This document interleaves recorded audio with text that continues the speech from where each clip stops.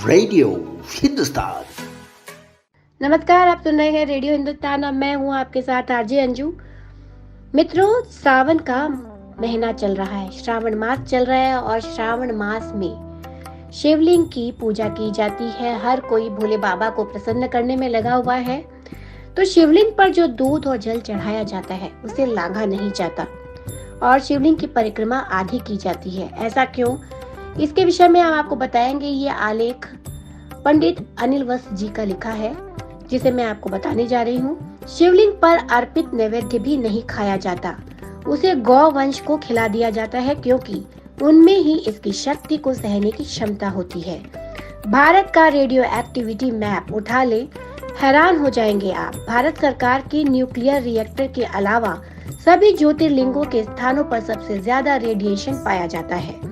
शिवलिंग और कुछ नहीं बल्कि रसायन न्यूक्लियर रिएक्टर्स ही तो है, तभी तो उस पर जल चढ़ाया जाता है ताकि वो शांत रहे। महादेव के सभी प्रिय पदार्थ जैसे कि बिल्व पत्र, आक, धतूरा, गुड़हल आदि सभी न्यूक्लियर एनर्जी सोखने वाले हैं। शिवलिंग पर चढ़ा पानी भी रिएक्टिव हो जाता है, इसलिए जल निकासी नलिका को लांघा नहीं जाता।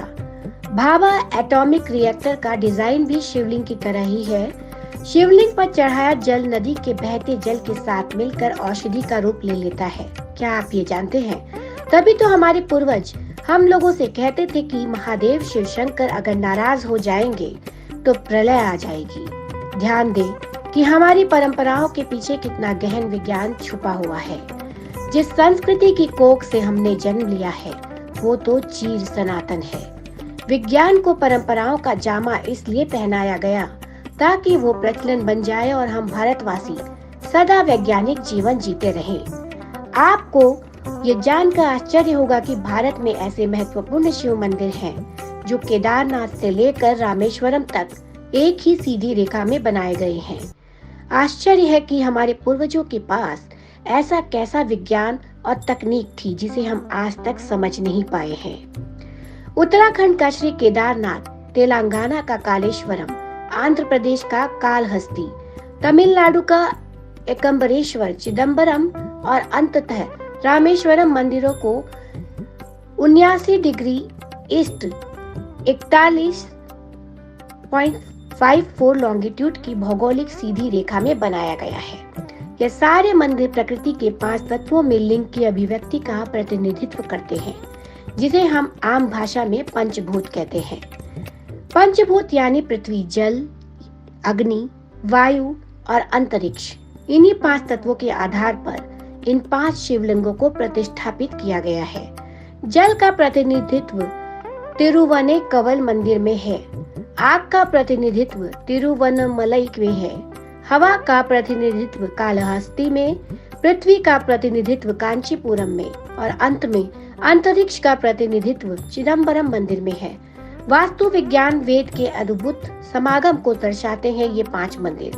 भौगोलिक रूप से भी इन मंदिरों में विशेषता पाई जाती है। इन 5 मंदिरों को योग विज्ञान के अनुसार बनाया गया था और एक दूसरे के साथ एक निश्चित भौगोलिक संरेखण में रखा गया। इसके पीछे निश्चित ही कोई विज्ञान होगा जो मनुष्य के शरीर पर प्रभाव करता है।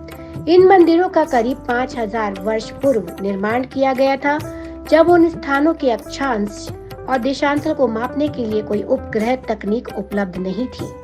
तो फिर कैसे इतने सटीक रूप से 5 मंदिरों को प्रतिष्ठापित किया गया था? उत्तर भगवान ही जाने। केदारनाथ और रामेश्वरम के बीच 2383 किलोमीटर की दूरी है, लेकिन ये सारे मंदिर लगभग एक ही समानांतर रेखा में पड़ते हैं। आखिर हजारों वर्ष पूर्व किस तकनीक का उपयोग कर इन मंदिरों को समानांतर रेखा में बनाया गया है, यह आज तक रहस्य ही है। श्री कालहस्ती मंदिर में टिमटिमाते दीपक से पता चलता है वह वायुलिंग है। तिरुवन्निका मंदिर के अंदरूनी पठार में जल बसंत से पता चलता है कि यह जल लिंग है। अन्नामलाई पहाड़ी पर विशाल दीपक से पता चलता है कि वह अग्नि लिंग है। कांचीपुरम के रेत के स्वयंभूत लिंग से पता चलता है कि वह पृथ्वी लिंग है और चिदम्बरम की निराकार अवस्था से भगवान की निराकारता यानी आकाश तत्व का पता चलता है।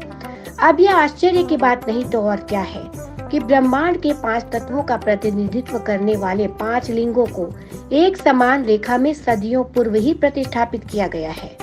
हमारे पूर्वजों के ज्ञान और बुद्धिमत्ता पर हमें गर्व होना चाहिए कि उनके पास ऐसी विज्ञान और तकनीक थी जिसे आधुनिक विज्ञान भी नहीं भेद पाया। माना जाता है कि केवल यह 5 मंदिर ही नहीं, अपितु इसी रेखा में अनेक मंदिर होंगे जो केदारनाथ से रामेश्वरम तक सीधी रेखा में पड़ते हैं। इस रेखा को शिव शक्ति अक्ष रेखा भी कहा जाता है। संभवतः यह सारे मंदिर कैलाश को ध्यान में रखते हुए बनाए गए हों, जो 81.3119 डिग्री पूर्व में पड़ता है। इसका उत्तर तो शिव जी ही जाने। तो इसी के साथ मैं लूंगी अनुमति, फिर से आपके सामने उपस्थित हो जाऊंगी रेडियो धर्म गंगा में एक नया दृष्टांत, एक नया विषय लेकर। तब तक के लिए नमस्कार। रेडियो हिंदुस्तान।